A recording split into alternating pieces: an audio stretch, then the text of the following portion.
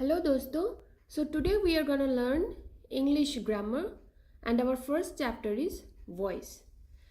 तो voice के बारे में पढ़ने के लिए सबसे पहले हम लोगों को subject, verb and object के बारे में जानना पड़ेगा.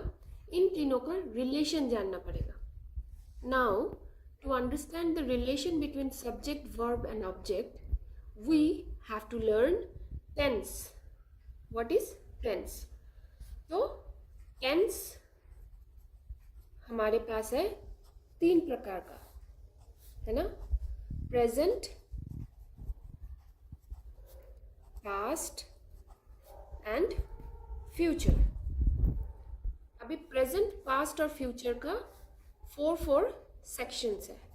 दैट इज सिंपल प्रेजेंट और present indefinite, continuous, present perfect and present perfect continuous.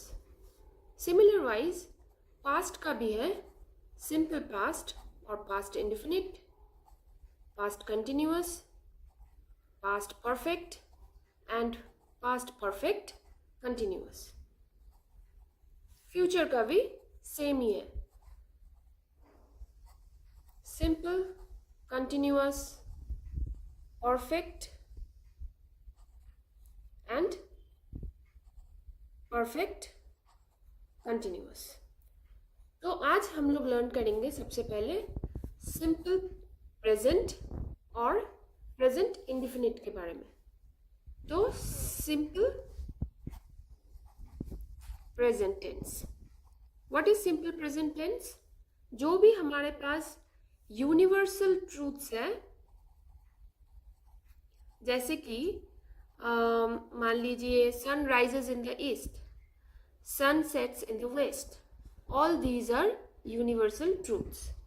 Along with that जो हम लोग हर दिन करते हैं, जैसे कि मैं स्कूल जाती हूँ, मैं खाना खाती हूँ, all these are under, all this comes under simple present tense. तो अगर मैं बोलूँ कि मैं राइस खाती हूँ, what will be the English of this? I eat rice. Now इधर समझते हैं कि सब्जेक्ट, वर्ब और ऑब्जेक्ट क्या है. कौन ये काम कर रहा है? I. तो ये हो गया आपका सब्जेक्ट. वर्ब क्या है? जो काम हो रहा है, जैसे कि eat, ये हो गया आपका वर्ब. और वर्ब के बाद जो आता है वो होता है ऑब्जेक्ट. ठीक है. अभी ये हो गया आपका एक्टिव वॉइस. अभी इसको हम लोग पैसिव वॉइस में कन्वर्ट करेंगे. पैसिव वॉइस में कन्वर्ट करने के लिए हम लोगों को सबसे पहले ऑब्जेक्ट को सामने लाना पड़ेगा, जैसे कि राइस. सो राइस हो गया आपका subject. Now we have to add one B verb. Now what is be verb? Be verbs are am, is and are for present tense. ठीक है. तो राइस के बाद क्या आएगा? am, is और are के क्या आएगा? is आएगा. तो राइस, is. नाउ हम लोगों को वर्ब का थर्ड फॉर्म यूज करना पड़ेगा. थर्ड फॉर्म क्या है? ईट, एट, इटन. ये हो गया आपका थर्ड फॉर्म. ठीक है.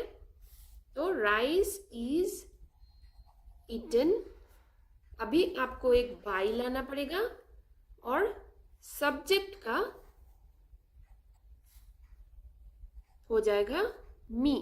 आई होता है मी. ठीक है. तो ये हो गया आपका पैसिव वॉइस.